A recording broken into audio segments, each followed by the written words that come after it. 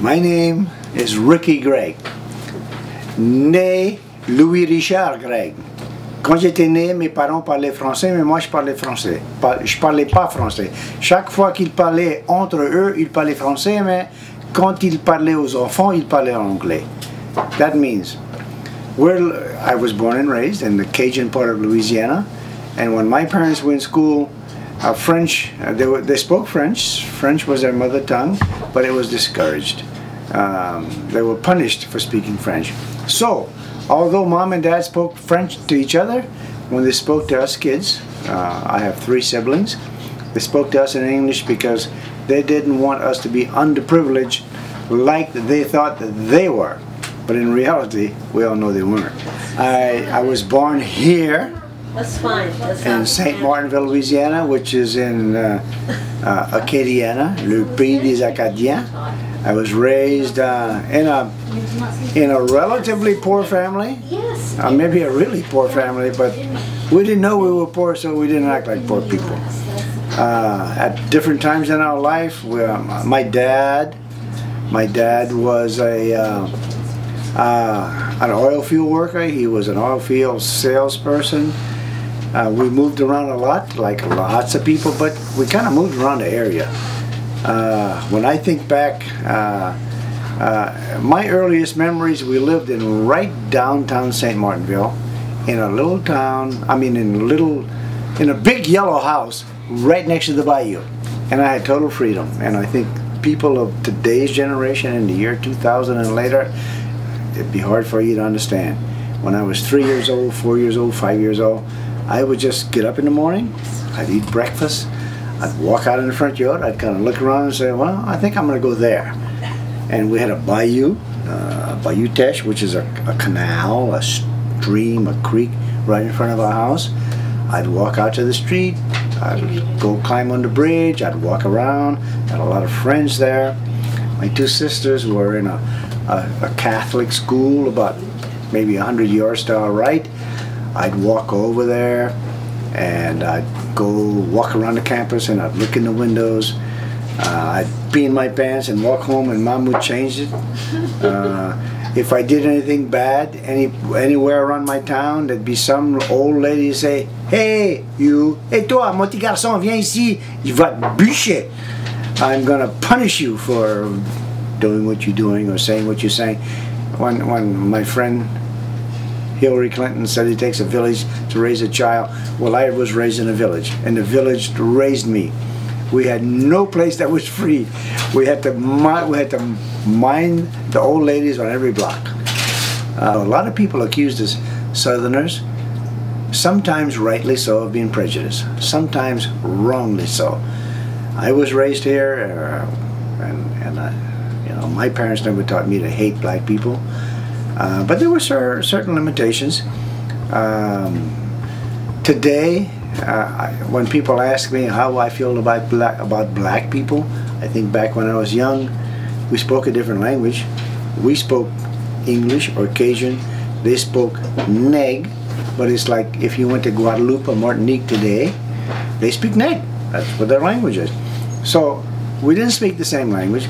We didn't have the same interest, but we didn't have any hatred. I mean, I fought as many black boys as I fought white boys. I mean, I wasn't particular, and neither were they. So we had a very special culture. When I grew older and went to the university near here, I met people who were not from here. And sometimes, since we lived on a farm and we had sheep and goats and cows and chickens and roosters, sometimes I would bring people from college here. I had a couple of Cuban friends, I had a couple of American, English friends, English-speaking friends. I've always been told that when you come here, you just cross the twilight zone. We have a culture, a language, a way of life that's very different. In a few minutes you'll probably be talking, you'll probably be seeing my daughter Erica, my son-in-law Kyle, and some of our grandkids, and their impressions. We just brought them here to see what I've always talked about, and I think you'll be interested in hearing what they say. I love it here. I'm a Seattleite. I love Seattle. I love France. But when I come back here, man, if you dump me off here, cut off my credit card, threw my car keys away, I could stay here, baby. I could live pretty good down here. OK. En français. Quand j'étais petite, quand on a commencé à aller au catéchisme, il fallait aller 2 ans au catéchisme avant on pouvait faire notre première communion. OK. Mon cousin avait une belle voiture et un beau cheval. Mon autre cousine, ils avaient tout quelque chose de beau. On n'avait pas des chemins. On avait des chemins de terre, on n'avait pas des gravois ou... Surtout pas des paves. Des paves. Pas de pave road. Moi et mon ami, Inola Broussard, on allait au catéchisme dans une vieille petite voiture, sans top. Le chemin était tellement bourbeux, fallait on descend et puis pousser sur la voiture. Le petit cheval était si maigre. Ça, c'est la vérité. Je ne peux pas mentir quand je dis ça. Oh, ça, c'est correct. OK. Après ça, et quand tu as fait la connaissance de mon père Malcolm? Oh, il y avait des petites soirées. Et moi, j'étais jeune fille. J'ai rencontré ton papa. Et lui, et toi tu dansais, tu étais une bonne danseuse. Oh, et lui, oui, il moi dansait. j'étais une bonne danseuse et lui, il ne connaissait pas danser. C'était une pénitence danser avec lui. La première fois que tu l'as vu, comment est-ce qu'il s'est présenté? Qu'est-ce qu'il t'a dit? Quand tu as fait sa connaissance, qu'est-ce qu'il a fait? Il m'a attrapé par le bras. Après le bal, on allait tout au bal, danser. Quand j'ai sorti, il m'a attrapé par le bras. Et il a marché. On avait un vieux Maruti Ford. Il a marché avec moi. Et après ça, je l'ai eu rencontré à un beau banco chez ma cousine. OK, explique banco. Qu'est-ce que c'est qu'un banco? Un banco, c'était comme chez ma cousine Arsène. Ils avaient une grande maison au ras du bayou. Ils faisaient un gombo, tout le monde venait, ça mangeait et puis ça dansait. Mais le père Harry qui ne connaissait pas danser. C'était comme un traîneau. OK, une chose. Tu parlais de ta cousine et tu disais qu'il fallait pousser la voiture. Oui. Une voiture, c'est un char, mais la voiture dont tu parlais, c'était quelle? On appelait ça un bogie. Un bogie. Un petit bogie sans top. La pluie tombait, il fallait avoir un parasol dessus notre tête. OK, it was a horse-drawn carriage without a roof. OK. Et on était si contents. Personne n'avait pas. On ne connaissait pas quoi, on était pauvres. OK. Où est-ce que tu habitais? À la Côte aux Puces. Explique la Côte aux Puces. Où c'est ça? C'est entre Lauraville et Coteau-Home. OK. Et qu'est-ce que ton père et ta mère faisaient? Il était un habitant. Un habitant. Un fermier. Un fermier. Et ma maman, tous les jours, ma maman allait tirer les vaches et mettait le lait dans un jog. On va à bouteille, un jog. Un jog. OK. Là, elle marrait la jog et elle mettait dans le fond du puits pour garder le lait frais. Un puits, c'était un puits, un digue ou un puits? Un puits, c'était à peu près 6 pieds carrés, mais ça allait Creux. C'était fond. D'air dans le fond de la terre. À ma maman prenait le galon de lait et le descendait dans le puits pour le garder frais.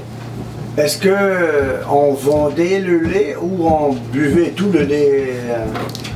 Ma maman mettait le lait et le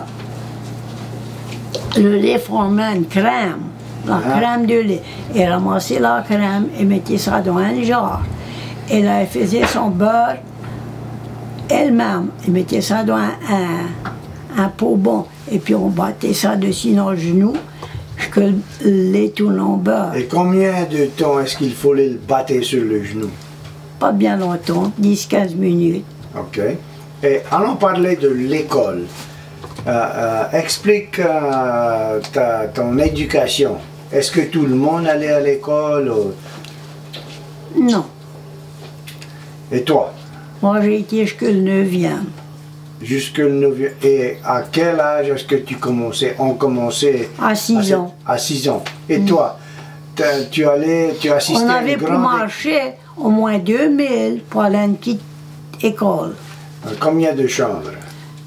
Il y avait 2 étages. Et combien d'élèves, combien d'étudiants est-ce qu'il y avait? We got it. Chris. Oh, à peu près 20-25 ans. Et c'était tous les voisins et les voisines. Et qu'est-ce que tu étudiais? Qu'est-ce qu'on a étudié là-bas?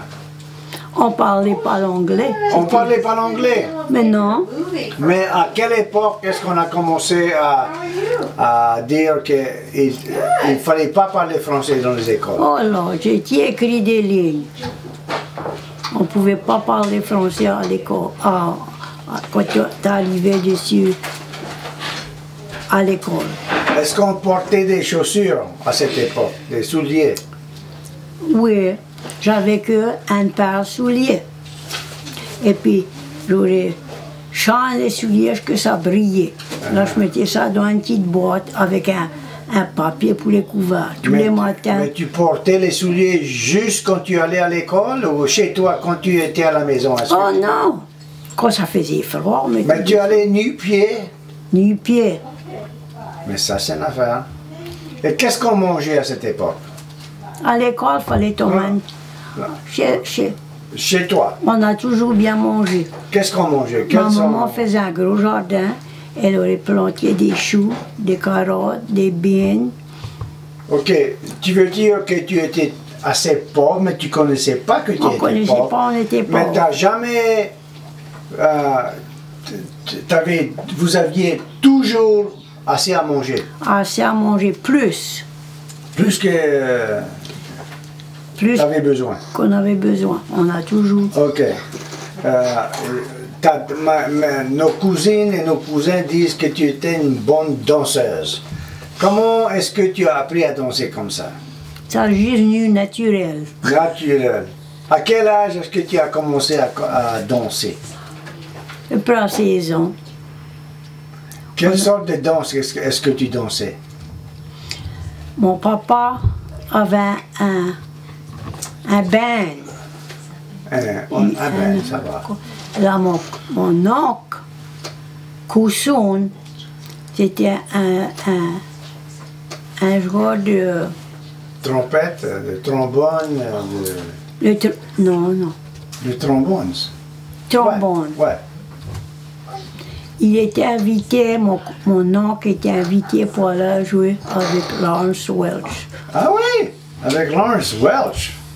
Mais ça, c'est une affaire. Comment s'est passé ça? Mais il n'avait pas voulu aller parce qu'il avait une famille.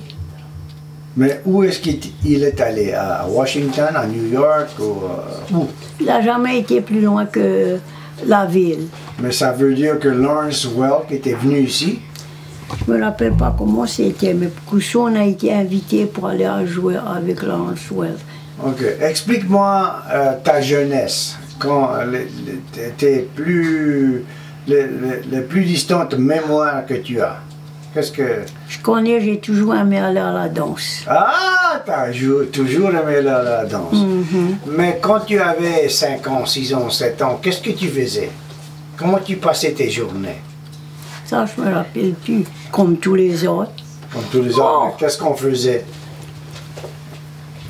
On prenait... Oh non, pas ça. Non, dites. On prenait une ligne avec des coteaux-maillis. Uh-huh. Et puis c'était notre bateau. Ah, ben ouais. On aurait râlé les coteaux-maillis dans la coulée. Et dans les digues. Ouais, C'était intéressant ça. c'est intéressant. Mais tu avais des devoirs à faire. Est-ce qu'il fallait tirer des vaches ou... Oh, moi, j'ai jamais rien fait. Mais comment ça se peut? Et Comment c'est j'entends- possible? T'as jamais rien fait. Parce que j'étais la dernière, Oh, tu étais la plus jeune. la plus jeune de la famille, j'ai été gâtée. Ah, ok. Une fois que tu t'es marié, où est-ce que tu as habité la première maison dans laquelle tu as habité? Dans le parc, chez Ok. ma belle-mère, Explique ça, chez ta belle-mère. C'était qui ta belle-mère? Basilie, Et ton beau-père? Frank, Greg, Vaseline, Marie Marie et et Frank Gregg. Et dans quelle maison est-ce que tu vivais? dans la maison dans le, comment il l'appelle? La Le maison Olivier. Oh. Mais tu m'as dit que papa avait acheté la maison. C'était pas un Olivier. Non. C'était un qui? Quelqu'un de la France. C'était pas des Gradnigo. Non, les Gradnigo, c'était à côté de la chaîne d'Évangéline. Mais dans le parc, c'était quelqu'un de la France. Je me rappelle plus. Et ni moi non plus. Mais raconte-nous tes mémoires de cette grande maison. C'était des belles mémoires. J'aime pas les visiter à la maison parce Qu'on que fait pas. ça me fait de la peine. Qu'on fait pas. Parce que c'est là j'ai resté avec ton père. Ah, t'as aimé mon père. Ton père.